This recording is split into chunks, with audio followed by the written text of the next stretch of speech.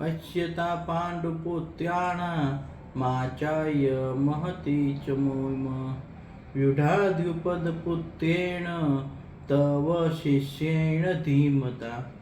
ગીતાજીના આ શ્લોકની અંદર એવું કહેવા માગે છે કે પાંડુપુત્રોને આ વિશાળ સેના જુઓ જે તમારી શિષ્ય દ્રુપદ પુત્ર દ્વારા સુંદર રીતે વ્યવસ્થિત વ્યૂહબદ્ધ કરવામાં આવી છે.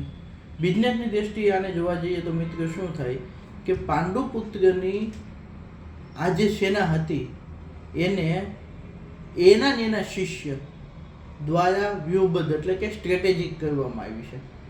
એટલે કે એના જે કોમ્પિટિટર છે એનું આખું અવલોકન કરવામાં આવ્યું છે, કોમ્પિટિટરનું એનાલિસિસ કરવામાં આવ્યું છે.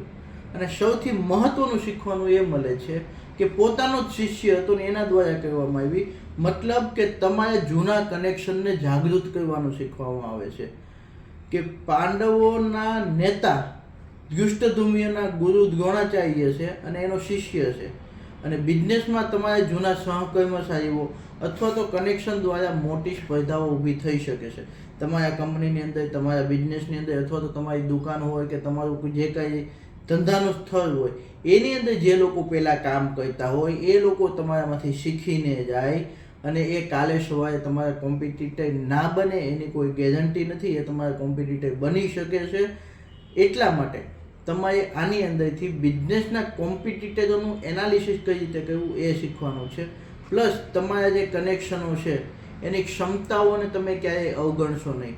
કારણ કે આપણામાં એક કહેવત છે કે ગુરુ કરતાં શિષ્ય હવા ગણો, એમ કે ગુરુ કરતાં સહેલો હોય એ સવાયો જ હોય. એટલે તમારામાંથી શીખેલો વ્યક્તિ જ તમારો કોમ્પિટિટર બને તો એની ક્ષમતા છે, એની કેપેબિલિટી છે એને ક્યારેય અવગણવી નહીં કે એને અવગણશો નહીં.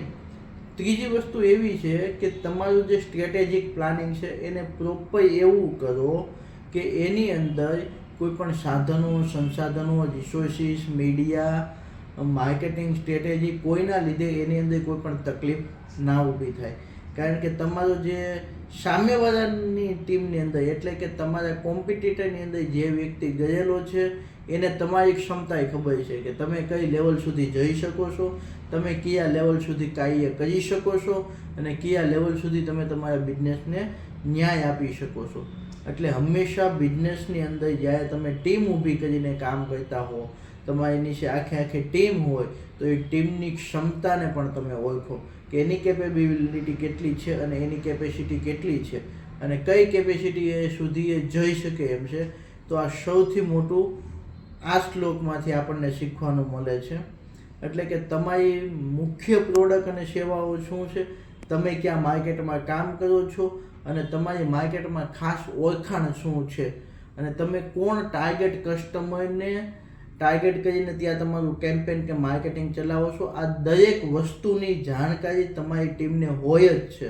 અને એ ટીમ મેમ્બરનો કોઈ વ્યક્તિ તમારામાંથી છોડીને જાય છે અથવા તો એ પોતાનો બિઝનેસ કરે છે અથવા તો કોઈ નવી કંપનીની અંદર જાય છે તો ત્યારે ખાસ કરીને એને તમારી બધી જ વસ્તુ ખબર છે તો એ તમારો મોટો કોમ્પિટિટર બની શકે છે.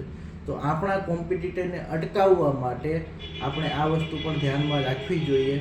એટલે હંમેશા એક વસ્તુ જુઓ કે તમારા ટીમની ક્ષમતાને ક્યારેય તમે નાની ના ગણો. નાનો વ્યક્તિ ગમે ત્યારે મોટું નુકસાન આપી શકે છે. Thank you very much. Ashish.